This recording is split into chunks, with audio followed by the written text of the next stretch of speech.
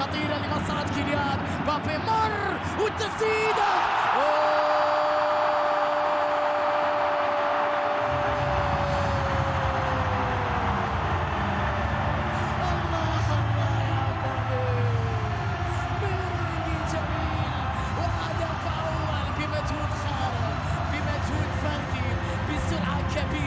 بشخصية قوية، بهدف رائع، بحضور واضح ولافت جدا في هذه الفترة يا مبابي.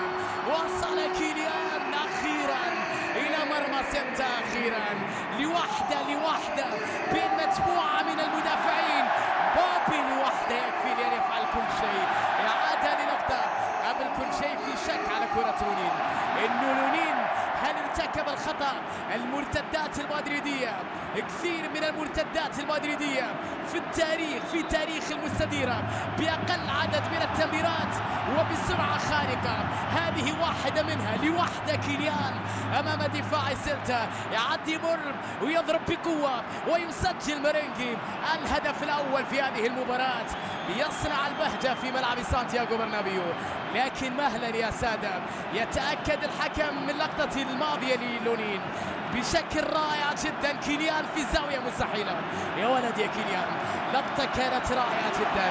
ظهر كيليان بشكل جيد في مباراة الكلاسيكو. إعادة لكرات لونين، سجل مدريد. مباراة كارلو أنشيلوتي بشكل جيد يحافظ على هذا النسق وهذه النتيجة، وبعد ذلك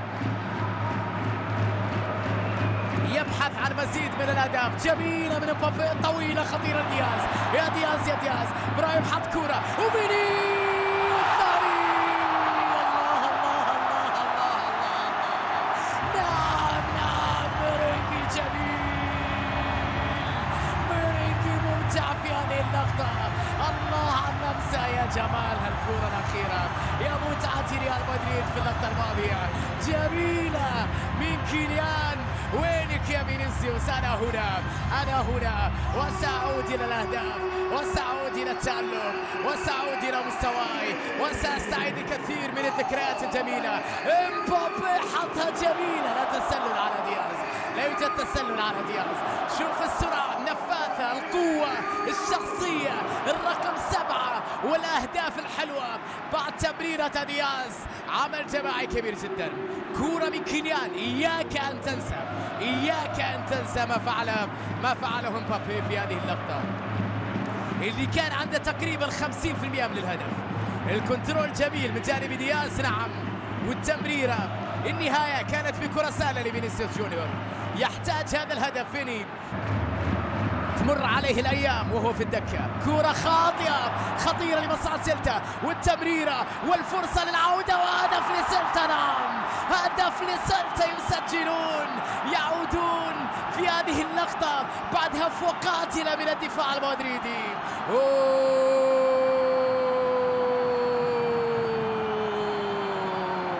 يا لها من عودة يا سيلتا. وين كامافينجا بين تشواميني وكامافينجا مع ريال مدريد، بين تشواميني وكامافينجا مع الريال.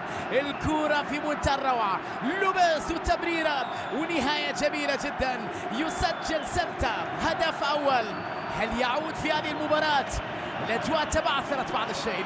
ماركوس ألونسو، تشيلسي وفيورنتينا، واليوم في سيلتا وخبرة كبيرة. ألونسو حط كورة،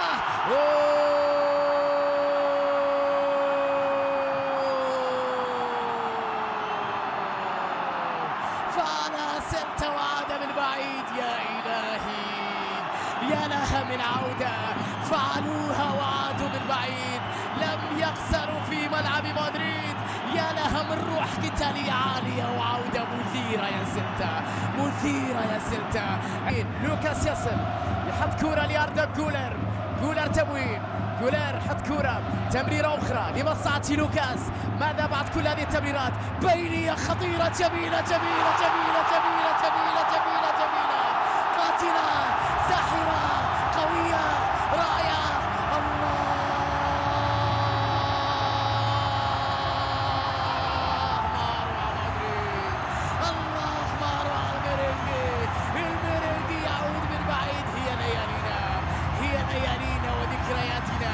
هي الأوقات العصيبة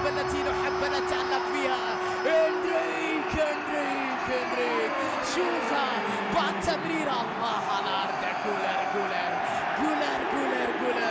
حطها لأندريك، قال يلا أندريك أنت ويسراك وقد يبكى أندريك بشكل رائع جدا. الريال لا يسكت، الريال يعود بقوة، الميرينجي يتقدم مرة أخرى ليثري الأجواء، ليثير البرنابيو، لتكون دقائق مجنونة بعد تسديدة مجنونة، بعد هدف قاتل قوي رائع جميل، وبعد أن تمكن لعب كبيرة جدا للريال الليلة. أردا جولر عرضية خطيرة لكن الدفاع تدخل مرة أخرى، تصل إلى تشواميني، فالفيردي التسديد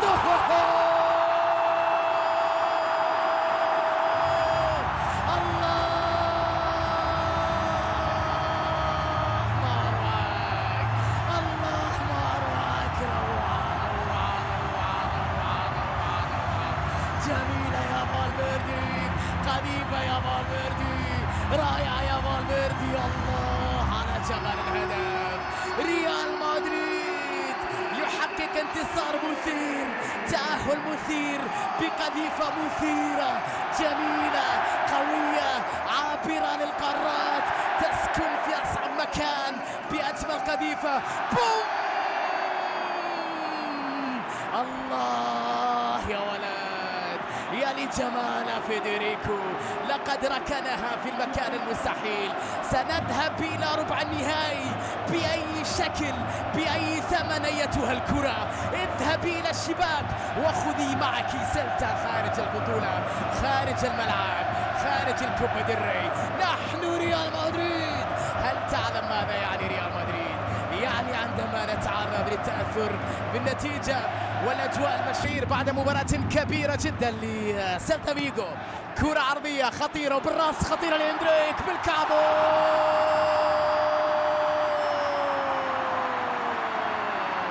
إنها ليلة إندريك. الله الخامس للميرينجي، كعب عالي يا ولد، لمسة ساحرة يا ولد، هدف جميل من جانب إندريك.